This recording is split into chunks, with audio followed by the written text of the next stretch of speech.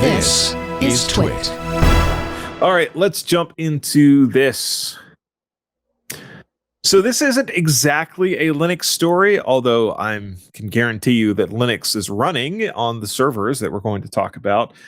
This is actually a story about PBS, a PBS channel, and its storage provider, its cloud storage provider. And we joke on this show about backup, and we like to say, Ken likes to tell us to even print your backups. Well, maybe they should have. So a PBS affiliate used a data center to store TV shows, videos, other data, 70 years worth of data.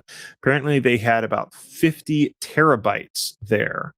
And this particular PBS station out of St. Louis, 9 PBS, used open source storage as its cloud provider. And OSS was apparently a customer of Iron Mountain's Denver data centers. And OSS went defunct and closed its doors. And now the PBS station is trying to get its data back because it's literally 70 years of PBS programming that they had stored. And for those that have not looked into, we've talked a few times, like the old videos that you can find on YouTube of some of these things, like the Bell Labs, for example, has a lot of old things that they've archived and made available to everyone. And some of these archives are important for history reasons, if not just the nostalgia of it all. And so this PBS channel, they're trying to get their data back. They don't want to lose it. That's 50 terabytes of real programming in a lot of cases that they would like to be able to have access to. And unfortunately, the company has gone belly up, and there was for a while some danger, and I suppose there still is, that the hard drives that had the data would just be wiped or recycled or thrown away. The PBS channel they have got a judge to sign off on essentially an injunction saying, Iron Mountain, you are not allowed to delete that data. And they are now going back and forth trying to get it back. Apparently, they have made contact with a former OSS employee who is trying to help them out. If complications arise, such as the data being encrypted, another hearing will be scheduled. And September 14th is a deadline where they have to have answers. And so, like on one hand, it's the PBS station, and it would be extremely useful for like history reasons and cultural reasons to have a backup of all of this stuff.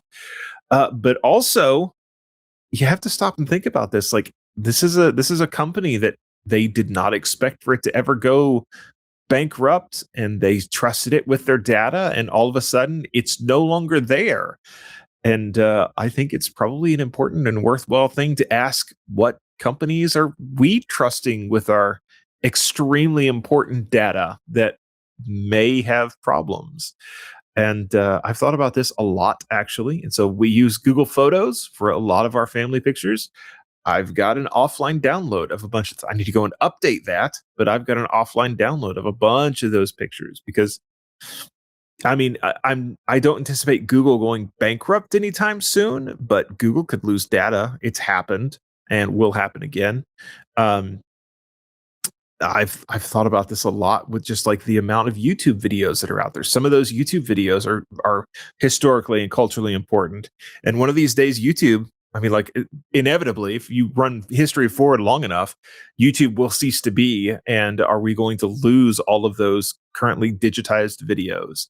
And I know there are some people thinking about this and working on doing archiving of the important ones. It's interesting, a little scary to think about.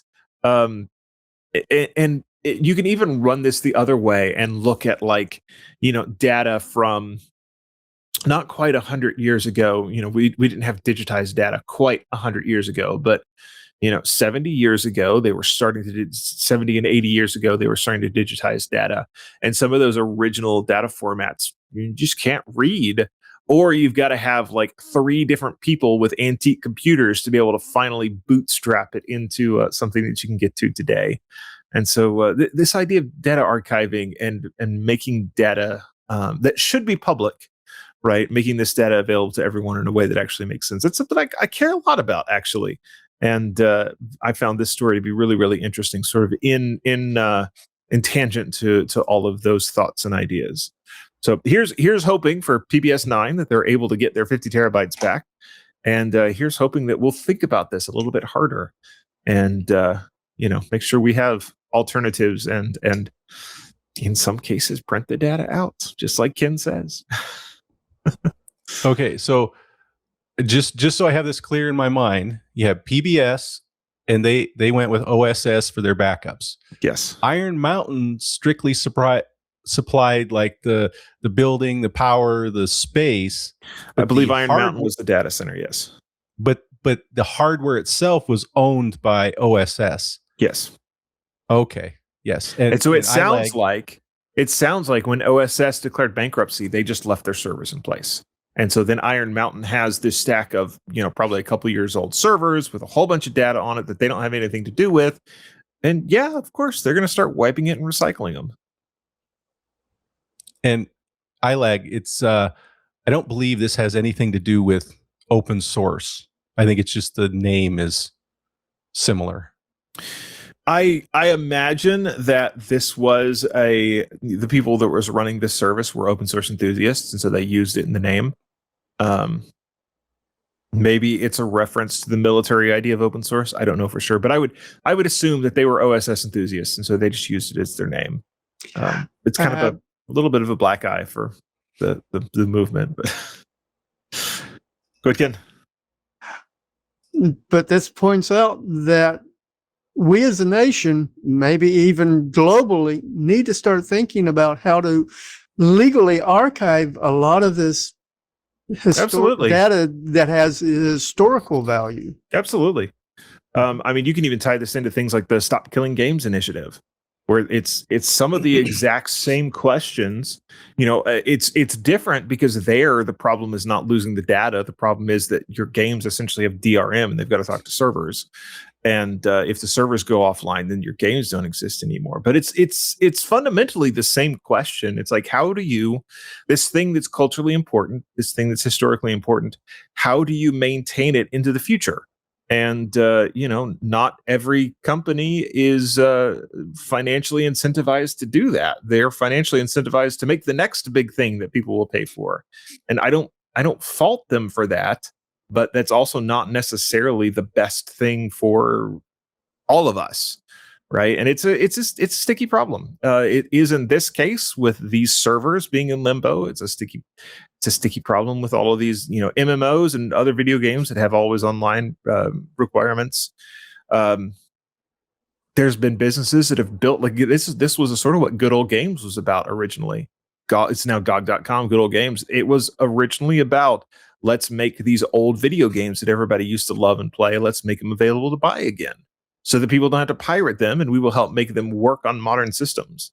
Right. So, there is you want to talk about the market forces. There is a market for some of this. It's just, in some cases, it's really tied up and made difficult to make available. And some companies just want to sit on stuff. Yes, unfortunately, because like when you said games, there's a game series I'm thinking of that, and I'm trying to remember the name of it, but it was only on like PlayStation 3 or something like that. Mm-hmm. You can't get it on PC. You can't, and it's been out of print for 15 years now or something, whatever. And in some cases, the company that originally made it doesn't exist anymore, and like it's not clear who owns the IP. There are little cases where it's like books and games. It's like who owns this? Nobody really knows. We would have to have a whole. We would essentially have to go to court to settle this, and it's not worth the money to do it. So it sits in limbo, and everybody that really loves it pirates it. Unfortunately, is where it's at. Resistance: Fall of Man. That series. I'll have to look. That. I don't remember that one. I'll have to look into that. If you enjoyed this clip, be sure to check out the Untitled Linux Show. You can find us in your favorite podcasting app or subscribe to our YouTube channel down in the links below. See you there.